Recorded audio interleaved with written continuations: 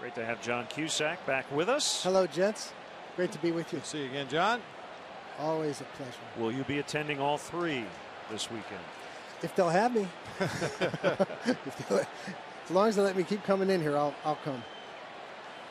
I know some fans discover you from time to time, but you come to a lot of ball games unannounced, just sitting in the stands, got your hat on, got the shades on, trying to be incognito. I've seen you outside the ballpark a few times after games. Yep. No, I've been coming here since I was 6 years old, so it's like it's home. Saw you hanging with Chris Chelios the other day. Yes. He did a great job with the stretch.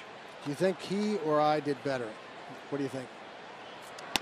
I had the muscle with me. I had my nephew, so. Well, you've done it a few more times than Chelly has, but you were both great in your own way. That was a very diplomatic thing to say. You're standing here right now, John, so I would say you did the better job.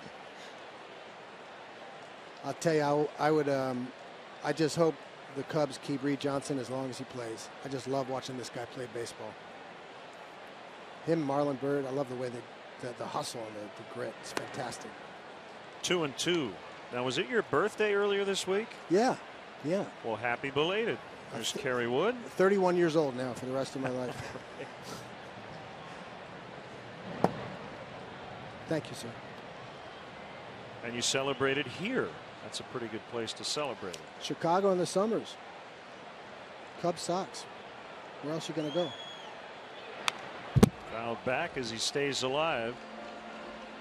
So Kerry will get the 8th inning. Johnson followed by Giovanni Soto and then a pinch hitter. I'll tell you, John, I saw a picture of you in the paper today with your Edgar Allan Poe. Oh, with the right. Yeah. Dark hair and a black suit or something. You were creepy looking. Thank you. Yeah.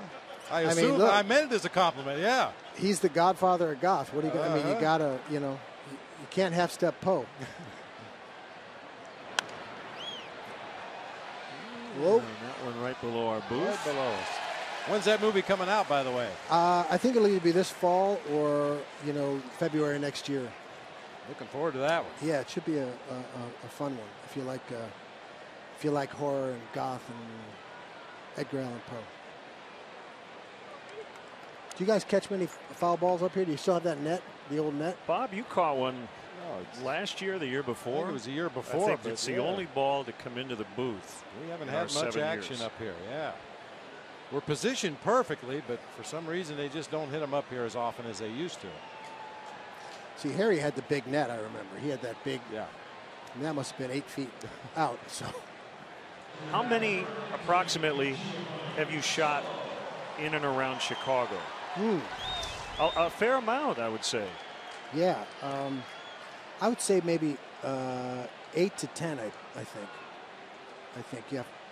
When I was younger, they were making movies about teenagers, and I was a teenager, so I was pretty lucky. I was the right place at the right time, so I did a couple here when I was 15 and 16, and then I got to bring one of my movies, High Fidelity, to Chicago, and shot The Ice Harvest with Harold Ramis, who sang the 7th inning stretch up here.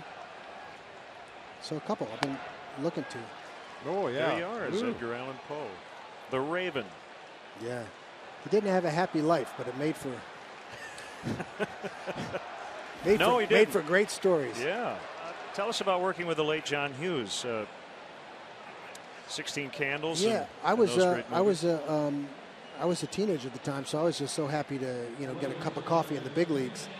That he was very lovely man, very sweet, supportive, and I was just sort of dazzled by the show at that time. I couldn't believe I was in a movie, so I was just happy to be there. But he was a very nice guy, very funny guy, and a lot of what he wrote about was about his upbringing north of the city, Northbrook, Deerfield, that area. Yeah. Starting to get a little warmer here, which we expected. We started under 70 degrees at 120, but the wind has shifted. Called strike 3 on the outside corner. John, always a pleasure. Nice to see you. My pleasure. Look forward to the Ravens. 6-4.